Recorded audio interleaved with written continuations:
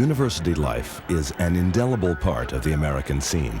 Its images are woven tightly into the fabric of our modern world, and we take for granted its yearly cycle of games and semesters, ceremonies and student life, as if it was timeless. I thought we would start by my handing out this chart that you see in front of you there.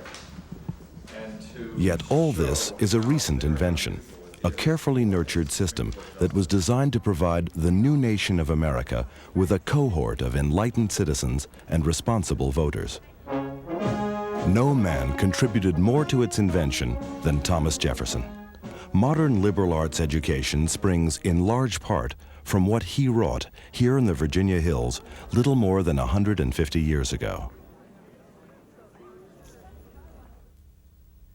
But the image of Jefferson today is made up of half-remembered facts and wish-fulfilling fantasies. The man has become a mixture of saint and superman. His achievements have become submerged in a sea of myth, legend, and sometimes even caricature. Oh, look, it's my diary. Wow. Oh, I remember this day. This is when I wrote the Declaration of Independence back in 1776. It was a hot day in Philadelphia, Pennsylvania. Well, we historians are reluctant to admit complicity in myth creation. Of course, we only tell the truth, but it's true in retrospect and looking at earlier generations of history writing that every generation has reinvented Jefferson. And I think we've reached a moment in American history writing and in American public culture when we're ready to take a new look at Jefferson. But any new look at Jefferson has to encompass the remarkable impact he has always had through the legacy of his writings and his achievements. You can feel Jefferson's presence even though he's long since departed. You feel his presence in the classroom because of the kind of traditionalism that prevails there. You feel it as students live on the lawn and walk down the lawn and play on the lawn because they know that Jefferson built this place and he walked here. I'd say he is definitely alive and well. I don't know if the Jefferson who we hold at the university to be alive and well is the same Jefferson who was alive and well, 250 years ago.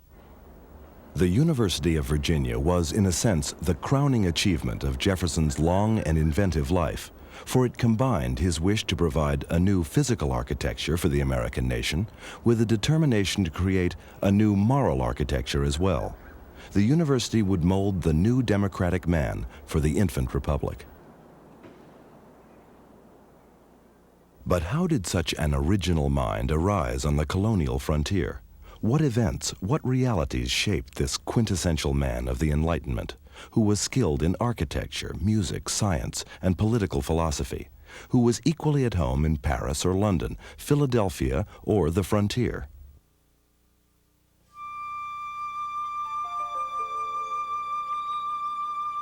Jefferson's personality and interests were formed very early in a colony, Virginia, that was still a wilderness, stretching into the heart of the American continent.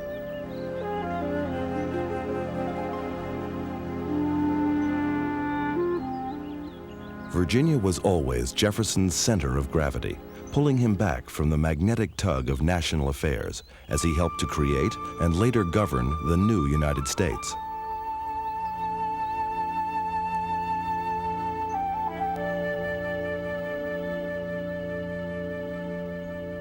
Jefferson became both historian and geographer of his native state, compiling an encyclopedic guidebook to occupy the time when he was immobilized by a fall from his horse.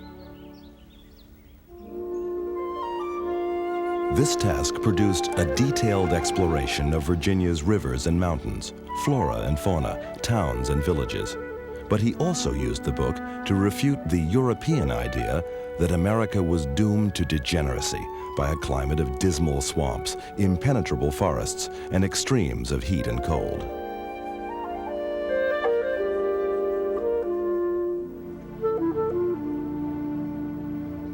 Jefferson's father had explored the colony to produce this map and brought home exciting stories of the wilderness. Indians passed through Shadwell, the family home, on their way to the colonial capital at Williamsburg. Sometimes their chiefs stayed to dinner. Peter Jefferson got some land in this area about 1735 and moved into the area and built. And the story we have is that there were 5 families between Shadwell and the Blue Ridge, which is about 20 miles to the west. So there wasn't very much sophistication at that time. They were clearing this land, trying to raise crops. Initially it was tobacco, and then it was cotton for a time, and then there was corn. But it was very difficult to get any kind of crops out from the area above the tidewater. Thomas Jefferson took as his first public act in 1762 or 63 an effort to try to get the rocks and trees out of the river so they could float bateaus down the river with goods going to market and to go out of the country. Roads were the choice of last resort. If they could go by water, it was much easier. And that was true actually through most of Jefferson's life.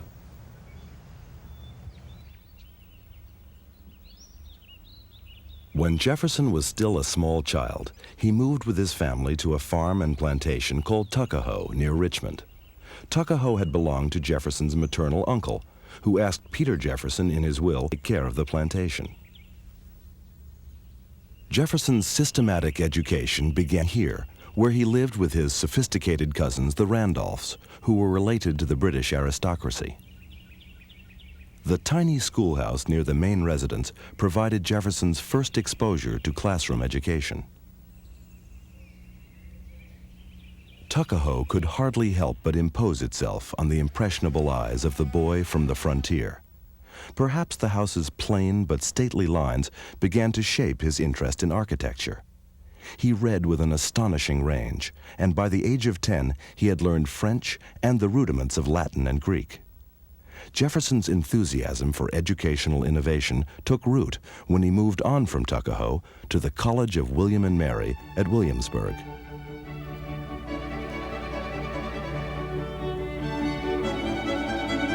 The regal pomp of the capital and the turmoil of new people and ideas might have overwhelmed someone twice Jefferson's age. But in spite of Williamsburg's sophistication, the young scholar found the climate bilious and the education not much better. Fortunately, his talents were quickly recognized by the most enlightened man on the faculty of William and Mary, to whom Jefferson acknowledged a lifelong debt.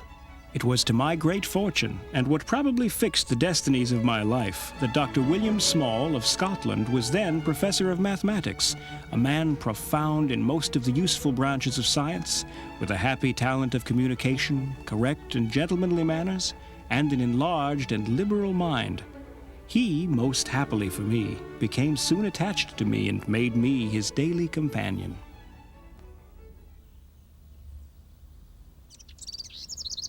Jefferson lodged in this house while, among other things, he studied law, setting the stage for a political career that would eventually take him to the colonial legislature and beyond to the presidency of the United States. His landlord was George Wythe, a prominent Williamsburg lawyer who became a firm friend, along with the governor of Virginia, Francis Fauquier. Wythe, Fauquier, and Small were all musicians, and they were looking for a fiddler to be the fourth in a string quartet. Jefferson played the fiddle, and so weekly these 4 met for dinner, for intellectual conversation, and to play their musical pieces.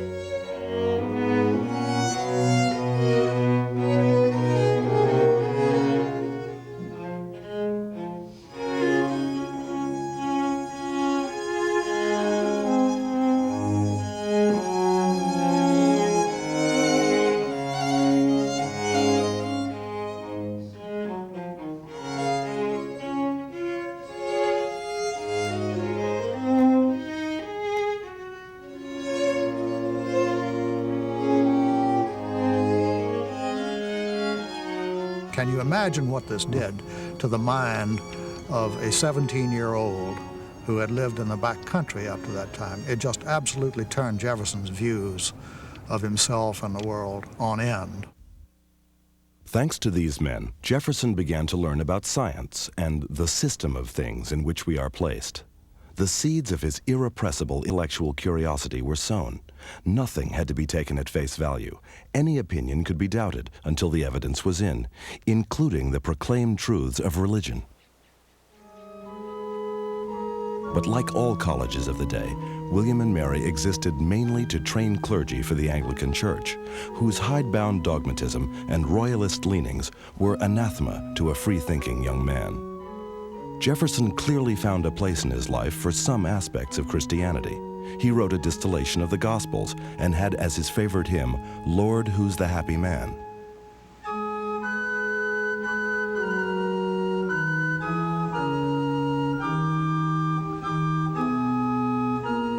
But Jefferson adhered to no formal religion. I'm not sure that Jefferson was a believer in the conventional sense. I think he was searching, like many of us do, and his answers were different maybe than some of ours would be. But I think he rejected Anglicanism very early on, and he understood the inextricable link that existed between church and state, and he understood that as long as the church was connected to power in the secular realm, that it was going to be a bone of contention. It was in Williamsburg that Jefferson began to develop his view of good architecture as a kind of redemption, a lesson in morality, and proof of the mind's power to bring order out of chaos. But he saw little of it in frontier Virginia. The Wren building at the College of William and Mary displeased him, as did the private houses in Williamsburg. It is impossible to devise things more ugly, uncomfortable, and, happily, more perishable. Distaste for what he saw around him prompted him to design a home that would be pleasing to look at and comfortable to live in. It is astonishing to realize that Jefferson was still in his 20s when he began to develop a style that would culminate in one of the glories of American architecture, his house, Monticello.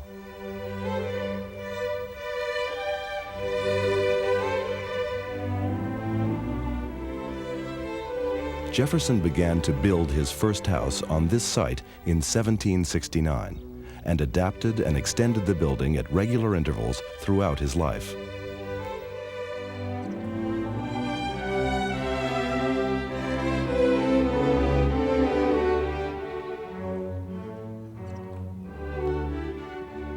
The little mountain of Monticello was to be the center of Jefferson's domestic life for most of his adult years. Here he created both a home and a landscape that fused an ideal of classical rationality with his own inventive imagination. It was also here that he started a family with Martha Skelton, the 23-year-old widow he married in 1772. Jefferson taught himself the art of architecture from old English books and never had a drawing lesson in his life.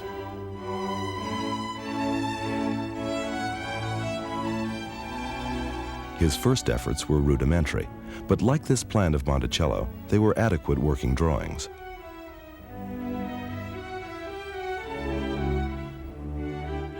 For inspiration, he turned to Andrea Palladio, the 16th century Italian architect whose books had exerted a vast influence in Europe.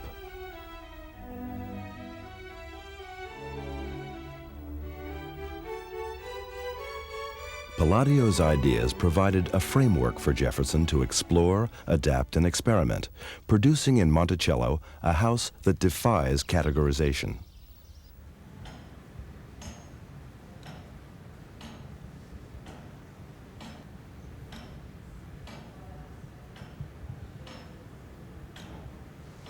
There were inventions to mark time and weather, rooms expressing an originality of design that was unique to Jefferson, and exotic curios collected from around the country.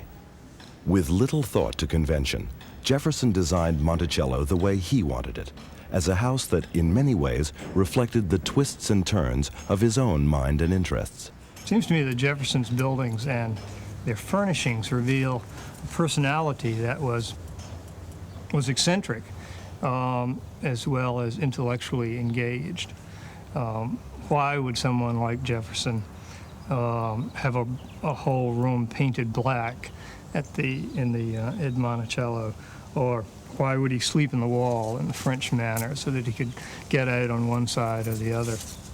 Why in terms of furnishings, would he have a front hall stacked up with prehistoric bones or Indian artifacts? Seems to me that reflects a really engaging personality that's not entirely intellectualized. With a dedication that a later age might have called compulsive, Jefferson recorded even the smallest details of his daily life. 1773, March 12th. Sowed a patch of early peas and another of marrow fats. April 1st. Both patches of peas up. Set out strawberries. May 22nd. First patch of peas come to table. Note this spring is remarkably forward.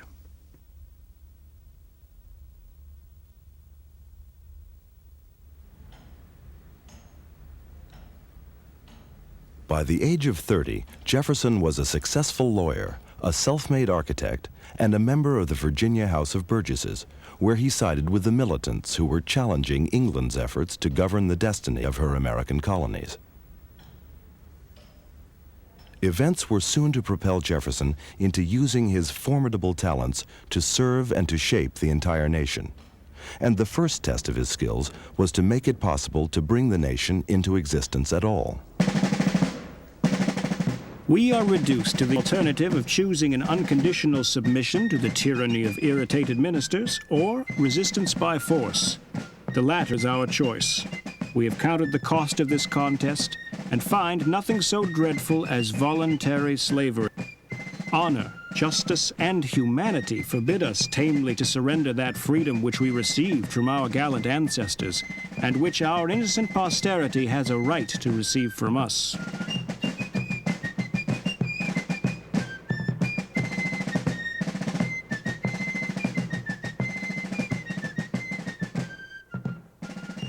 Much of the discourse of the American Revolution has to do with the attempts of American provincials to assert and establish their equality with metropolitan Englishmen. If you wanted to know what the first meaning of equality is for Jefferson and his contemporaries, I think it would have to be that. It's not, though it becomes a universal claim for all men and presumably women, it begins as a claim for equality in the British Empire. Equal rights. Rights are intensely important for Jefferson. They are making collectively an assertion that they're not only as good as the Englishmen at home, but in some ways they're less corrupted, they're more virtuous. It's that sense of being new and improved Englishmen that gives a kind of a cachet or a license or a resonance to what the revolutionaries are doing. Shots had already been fired at Lexington and Concord when Jefferson took his seat in the Continental Congress in Philadelphia in June 1775. He came with a sense of outrage at British transigence and with what John Adams called a happy talent for composition. In the Declaration of Independence, Jefferson translated the abstract ideals of the Enlightenment into politics and ultimately into the institutions of the present-day United States. His aim was not to create new principles, but what he termed an expression of the American mind.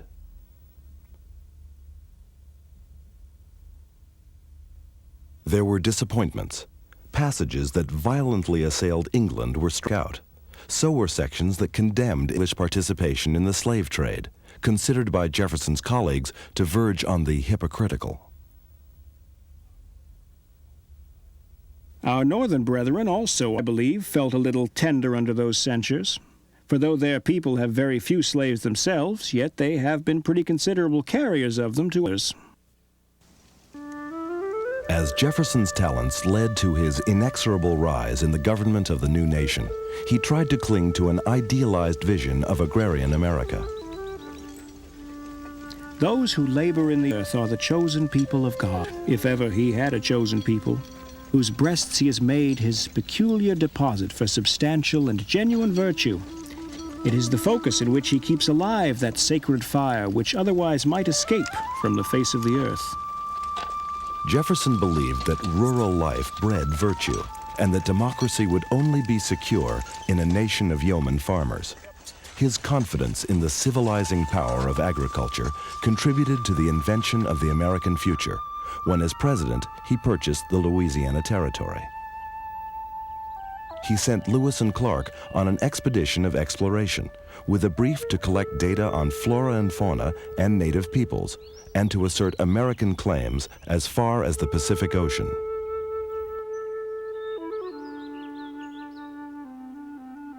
The West, for Jefferson, represented a magnificent opportunity for an empire of liberty. Clearly, much of his optimism is literally grounded in the existence of a great West. Too often for us today, it's easy to take for granted the territorial integrity of the United States, the manifest destiny of the English-American colonies to expand across the continent. This was by no means clear in Jefferson's own time. Jefferson wanted the citizens of this expanding land to be able to put the Revolution's abstract principles into democratic practice, and that meant a nation that had to be educated in a new way. His faith in education reflected an unflagging confidence in man's moral and intellectual growth that came from his tremendous trust in the average man's ability to think things out for himself. But Jefferson had little time to think of himself as he dealt with the all-consuming task of governing the new nation in Washington. He had already suffered the early loss of his beloved wife Martha, and by the end of his second term, he had endured the death of a number of children and grandchildren. He was ready to return to Monticello, to the contemplative life that he craved. The whole of my life has been at war with my natural taste, feelings, and wishes. Domestic life and literary pursuits were my first and my latest inclinations. Like a bow, though long bent, which, when unstrung, flies back to its natural state, I resume with delight the character and pursuits for which nature designed me. Jefferson had always taken pleasure in the process of thought and invention. At an age when most men would have subsided into quiet retirement, his curiosity was still irrepressible, and he still delighted in the scientific analysis of the world around him. He resumed the life of a gentleman planter and developed a routine in which his day started when it was light enough to see the clock at the end of his bed.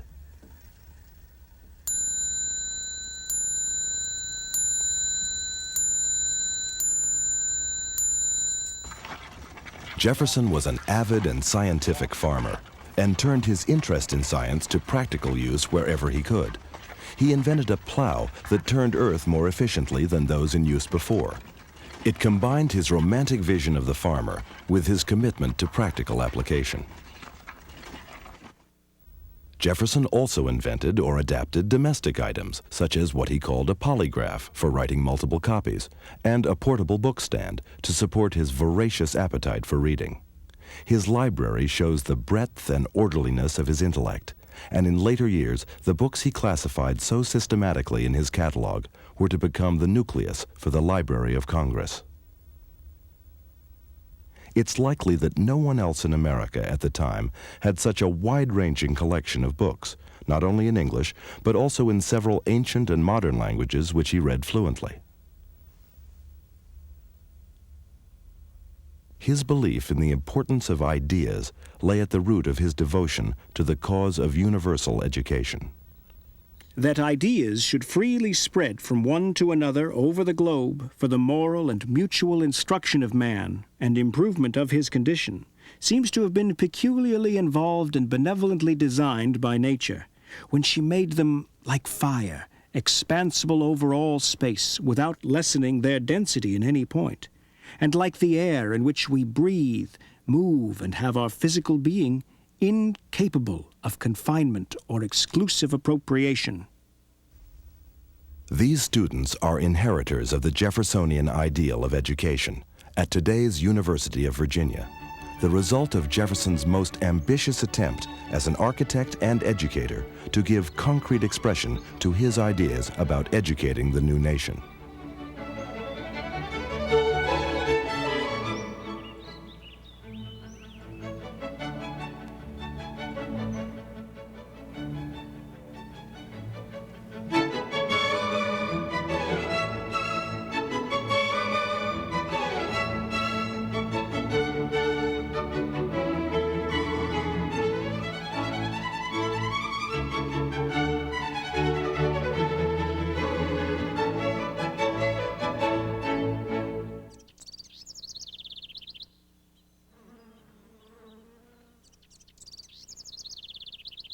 Jefferson hoped to devise a pattern for how all future American youth would be educated. And the college he set about creating in the last 20 years of his life embodied a number of educational principles that became the hallmark of future American universities. His ambition was to create a new, uniquely American man. His vision did not include women. Self-reliant and committed to democracy, with a mind as independent and wide-ranging as his own. The university should be a temptation to the youth of other states to come and drink of the cup of knowledge and fraternize with us.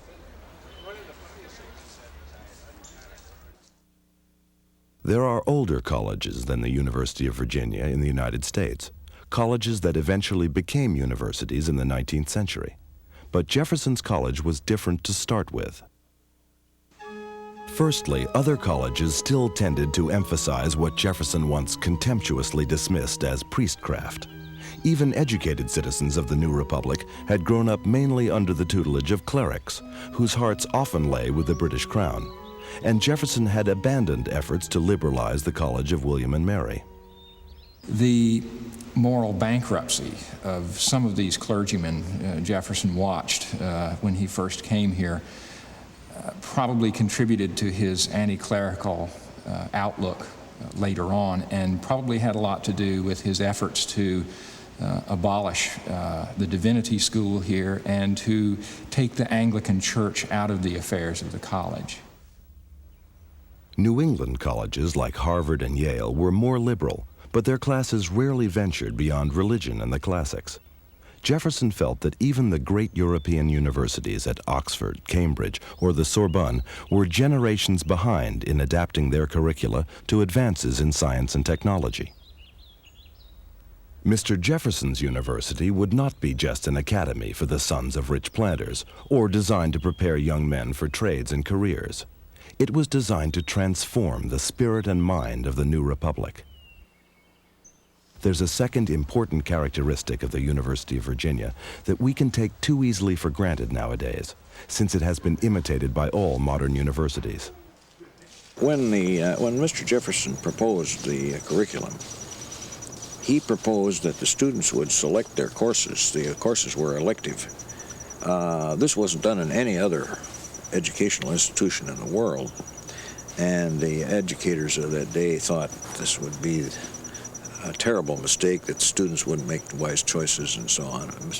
And they tried to persuade Mr. Jefferson to abandon that, but Mr. Jefferson held to his plan, and it is to this day.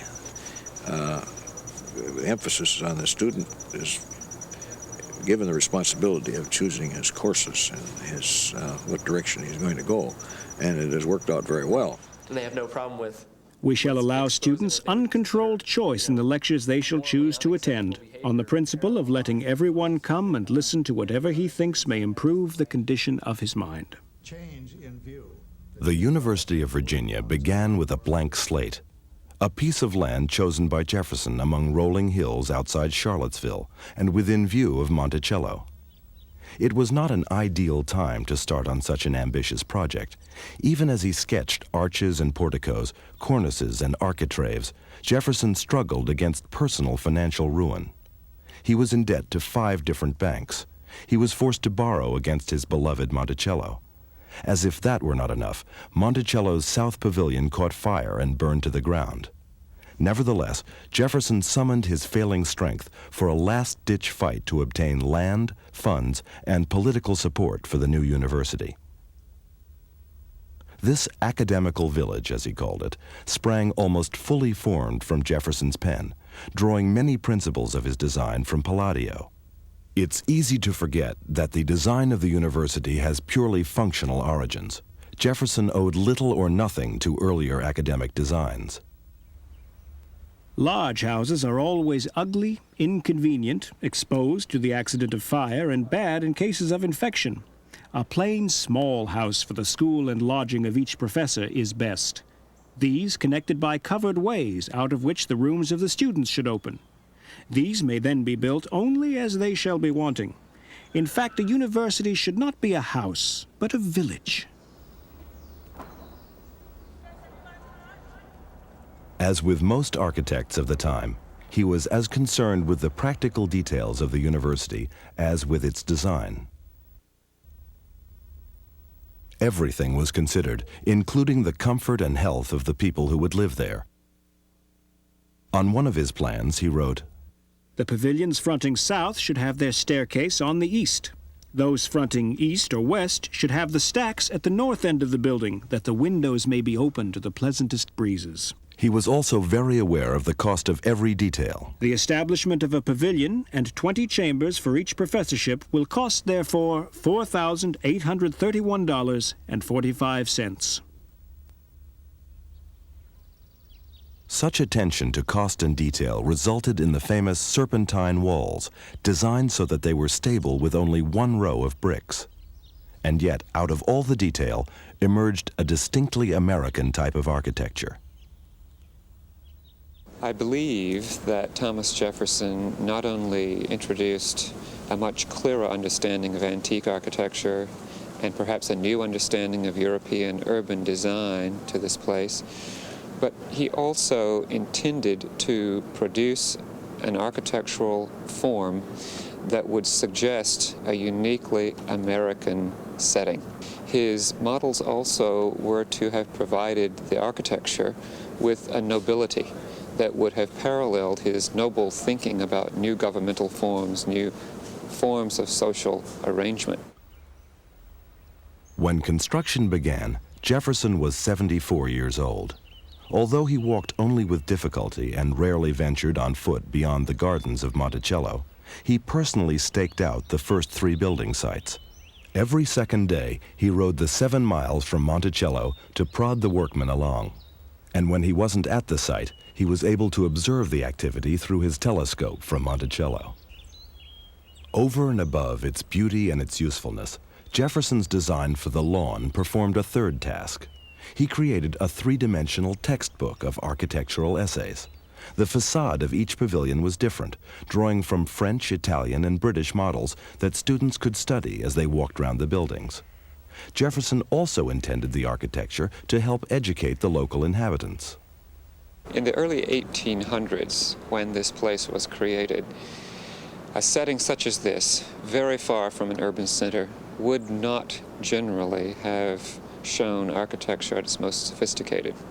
So in Jefferson's mind, he was allowing the country people and the gentlefolk of central Virginia to see something that they otherwise would not see unless they traveled to Europe. And he probably provided better models than even could be seen in most major American cities at that same time. Jefferson ultimately saw architecture as a moral art, a means to lead men's minds toward an understanding of the humanistic values of the new republic. His design boldly proclaimed the new democratic order. Until now, the architects who designed American colleges had placed a chapel, and implicitly religion, at the center of their plan. Jefferson enshrined his library there instead, in the magnificent building called the Rotunda.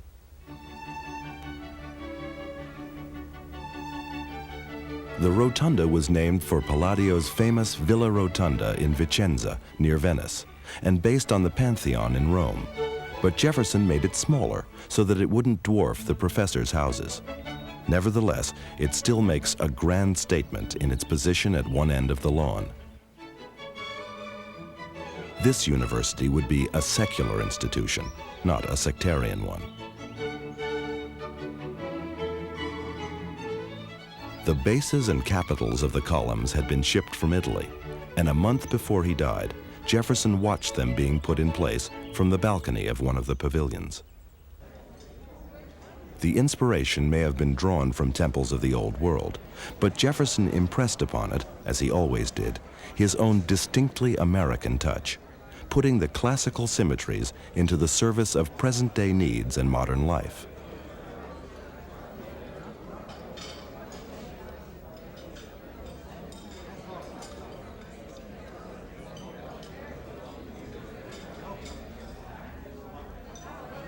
In a world where monumental architecture is commonplace, we can easily forget the magnitude of Jefferson's achievement. It's hard to get a picture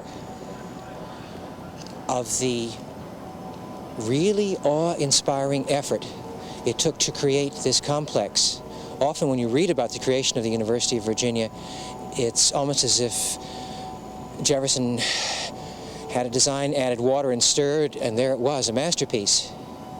It took a decade battling against an absence of craftsmen, and this by a man who, even when he started, was pushing 80, died at the age of 83, had a bad wrist that hurt him when he drew or wrote, and he did an immense amount of drawing and writing to make the group of buildings come to be. The craftsmen gave him no end of problem. Construction makes even healthier, younger people feel very old sometimes. So that the achievement that took place here architecturally, I think really was one on an heroic scale, an accomplishment won against every imaginable source of adversity. But the construction of the buildings was only the first stage in Jefferson's plan. He wanted to achieve an equal measure of innovation in the way students were taught. Most of the professors for Jefferson's University were selected by Francis Gilmer, a young friend of Jefferson's who was sent abroad on a recruiting trip to raid the British universities. His destination was perhaps a surprising choice for Jefferson to make. Let us view the disadvantages of sending a youth to England. He learns drinking, horse racing, and boxing. These are the peculiarities of English education. It appears to me, then, that an American coming to Europe for education loses in his knowledge, in his morals, in his health, in his habits, and in his happiness. They were not necessarily at the top of their profession, but Gilmer thought they would be able to teach in the progressive style that Jefferson favored for his university. The university was scheduled to open on February 1st, 1825. But when the date arrived, 3 of the professors still hadn't. To add to the problems, the first 30 students were greeted with torrential rain which lasted for most of the month.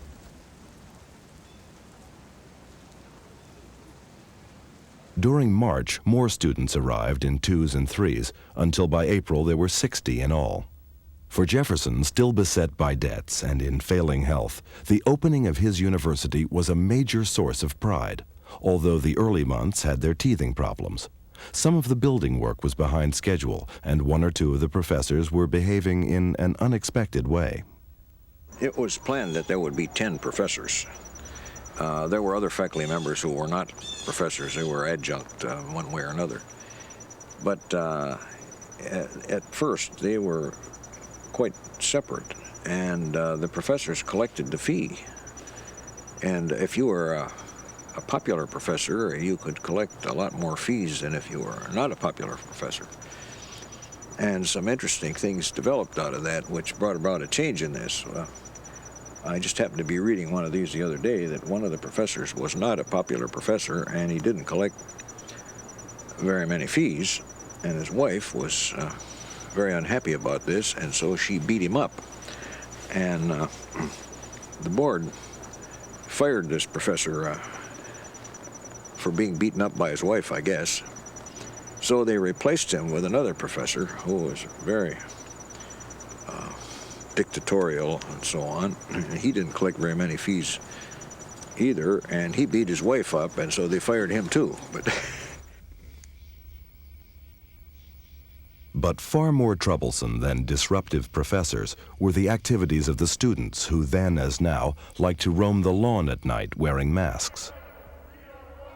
During the 1820s, there were repeated episodes of student misbehavior. For Jefferson, these seriously challenged his belief that students, and implicitly other Americans, were capable of governing themselves. Some years after Jefferson's death, these episodes culminated in a murder on the lawn, when a professor who tried to stop the rowdiness was shot by a masked student who refused to cover himself. The incident led to a unique and important part of the university's system of discipline, the honor system, which pervades the lives of all modern students at the university today. As we were doing Lying, cheating, and stealing are offenses that result in immediate expulsion if a student's peers judge him to be guilty. Although established after Jefferson's death, the honor system is in keeping with some of his most deeply held beliefs. Man was destined for society. His morality, therefore, was to be formed to this object. He was endowed with a sense of right and wrong merely relative to this. This sense is as much a part of his nature as the sense of hearing, seeing, feeling. It is the true foundation of morality. State a moral case to a plowman and a professor. The former will decide it as well and often better than the latter, because he has not been led astray by artificial rules. Many UVA graduates feel their lives have been permanently changed by the honor system. Part of the idea of the honor system is that it presupposes that students understand why you don't cheat, why you don't steal, why you don't lie, and it's not going to make people into saints. It's going to, however, give them a framework which is much more friendly, I guess, to that sort of behavior. Whether it works all the time or not, we think about it consciously. When we sign our pledge on our tests, when we go to cash a check and they don't ask for ID, it definitely pervades throughout the university community, not just the university. And it has had a profound effect on me. In high school, I had no sense of honor at all. I mean, cheating was openly tolerated for the most part. I cheated, and coming here to UVA, this idea of an honor system, this idea of values and morals, and that entire system changed my life. I mean, I've never cheated here. I've never even thought of it. In many ways, Jefferson seems remarkably modern. He seems like one of us in his honoring of the common man. And his unbreachable enthusiasm for democracy, harnessed to science and technology, foreshadows the world we live in today. Jefferson was a man of the Enlightenment who articulated universal ideals, who believed that all men were created equal, who set a standard for citizenship and participation in public life that we continue to honor, at least in our rhetoric, if not in our practice. That notion of a republic of letters and a virtuous republic of good citizens is one that speaks to us across the centuries. It represents a kind of ideal of attainment that educators continue to embrace, and is important to our notion of what it is we might become in our own future.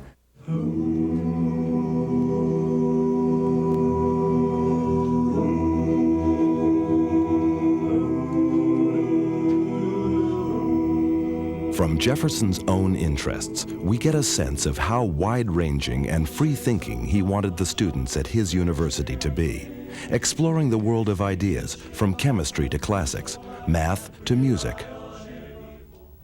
I think chemistry among the most useful of sciences, and big with future discoveries for the utility and safety of the human race.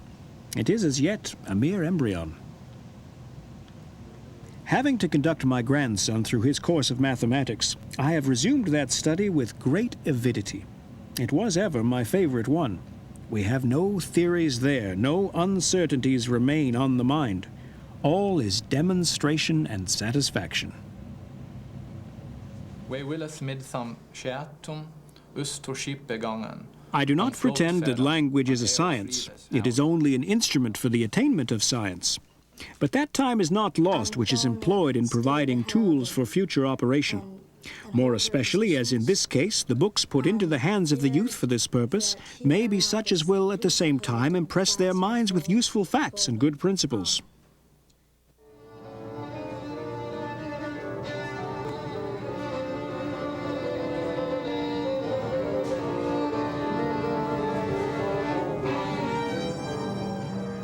Music is the favorite passion of my soul, and fortune has cast my lot in a country where it is in a state of deplorable barbarism. Music is invaluable where a person has an ear. Where they have not, it should not be attempted. To look at the university today is to see an establishment that is both reminiscent of Thomas Jefferson and yet very different from what he might have imagined. Jefferson was very much a man of a different age, with ideas which can jar harshly with our own. One aspect of the modern university he would find very surprising is the attention paid to the education of women. Myth of Thomas Jefferson, and when I looked into education, I discovered this topic. This was a man that throughout all of his years was preaching the enlightenment of society was of utmost importance. And yet in all of his bills and all of his proposals, Jefferson was leaving out a large part of that society. A plan of female education has never been a subject of systematic contemplation with me, only as the education of my daughters occasionally required. I thought it essential to give them a solid education, which might enable them, when become mothers, to educate their own daughters, and even to direct the course for sons, should their fathers be lost or incapable or inattentive. When the full-scale coeducation came, it was very interesting. The alumni were quite opposed to it. Many of them were not, I wouldn't say exactly opposed, but they weren't enthusiastic about it. The faculty was very enthusiastic about it. The students were not so sure. They were very cautious about it. The editorials in the student newspaper would say, well, if we have women, you know, they're going to have to serve fewer potatoes. Or they would say, we'll have to put in window treatment with little frilly curtains in the classrooms. And none of these things ever happened at all. But they were concerned about it. But there was a hearing. There was a committee. The committee let the public come and speak their piece about it. And a lawyer, alumnus from Richmond, came who said that if the women were admitted, they'd want to live on the lawn. Well, this was a great shock. Nobody ever thought they'd want to live on the lawn. He said, and if they live on the lawn, there will be clotheslines between the columns. And that was a great shock to everyone. Well, I watched very closely because my office was on the lawn, and I never saw any clotheslines. But I don't think they wash things out like they used to. It was actually very interesting. I think to the extent that it was a cultural change for the institution, it was also sort of an exciting time to be here. The women who were in that first class, I think, were very close to one another because we were a small group. And I think on the whole, it really was not a negative experience at all. I think we enjoyed it, and I'm very proud to be able to say that I was in that class. The sight of women graduating from his university would have puzzled and surprised Thomas Jefferson. But he would have been more surprised at the widespread participation of blacks in university life. Indeed, it is the topic of race that tarnishes our image of Jefferson as a national hero. For he was brought up in a society where white equaled master and black equaled slave.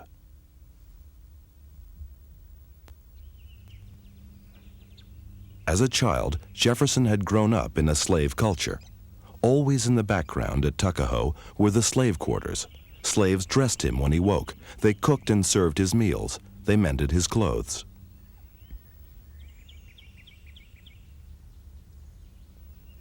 And when, as an adult, he set up his own plantation at Monticello, it would have been unthinkable to run it any other way. Slaves tilled Jefferson's fields, served in his household, constructed the exotic inventions that he designed. They occasionally even ran away. Many Southerners owned slaves, but for none did it pose the moral dilemma that it did for the man who, more than any other in his time, eloquently proclaimed the equality of all men. The legacy of Jefferson's ambivalence about race has still not disappeared, even after a century and a half. But the more enlightened aspects of Jefferson's views on race are vividly confirmed by the presence of talented black students in all aspects of university life. There was a lot of hypocrisy in, his dealings and the way he had slaves and owned slaves and refused to release them and allow them to go free. But I think he had an understanding of, their plight, and I would say that he has an understanding of my plight, to keep on fighting and fighting to end discrimination and fighting to get more blacks involved in business and law and all sorts of things of this world. We can feel fairly sure that Jefferson would have looked at the changes that have occurred in the light of the evolution of the university and welcomed them. The need for change was a key element in his philosophy. Laws and institutions must go hand in hand with the progress of the human mind. As new discoveries are made, new truths disclosed, and manners and opinions change with the change of circumstances, institutions must advance also and keep pace with the times. We might as well require a man to wear still the coat which fitted him when a boy, as civilized society to remain ever under the regimen of their barbarous ancestors. Jefferson can talk to us because he could never resolve problems that we can't resolve, and that his efforts to deal with questions of education and citizenship, of the role of blacks and whites in a multiracial society, are questions that we confront today. It's Jefferson's limitations in the end that make him more resonant and more interesting. Hagiography of Jefferson does in the end a disservice by sterilizing him, excluding him from us, putting him at a remote distance. The reason why Jefferson's important and should be important to us now is that he could not resolve the fundamental problems that we need to resolve now. It's not so much failures as the very breadth of his vision opened up possibilities that we're still trying to cope with today.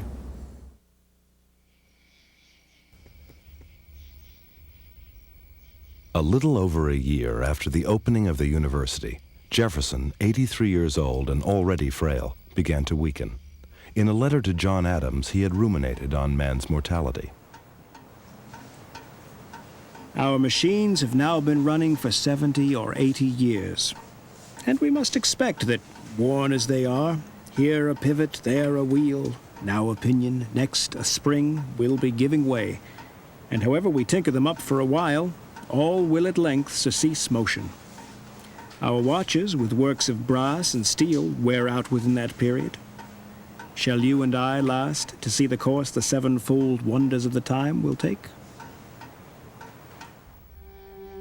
Death did not dismay him. To the end, he saw its logic, its appropriateness. He faced it as if it were but a fellow man, approaching with a reasonable purpose, and perhaps not unkindly.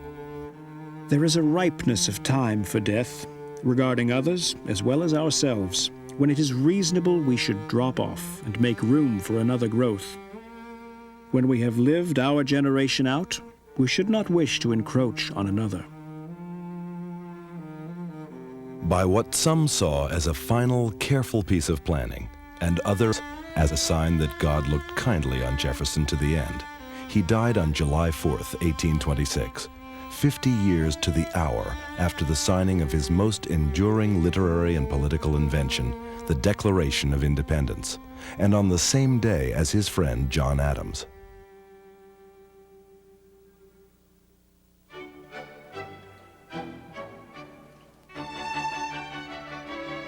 To the very last, Jefferson retained a spirited, unsentimental optimism on behalf of humankind and its limitless possibilities. Perhaps that is the greatest gift that he has bequeathed to posterity. In an age that seems to be scarred by widespread mistrust in government and disillusionment with education, his wonderful confidence still resonates and still has the capacity to inspire. In an Independence Day message penned just a few days before his death, he wrote, "All eyes are opened, or opening to the rights of man. The general spread of the light of science has already laid open to every view the palpable truth that the mass of mankind has not been born with saddles on their backs, nor a favored few, booted and spurred, ready to ride them legitimately by the grace of God. It was Jefferson's farewell to the nation. The University of Virginia was the culmination not only of Jefferson's life, but also of his vision of America. We may not be the nation of farmers and scholars that Jefferson's ideal envisioned, but we are nonetheless a people who are still shaped by the institutions that he inspired and who still embrace his dreams as our own. It is from posterity we are to expect remuneration for the sacrifice we are making for their service.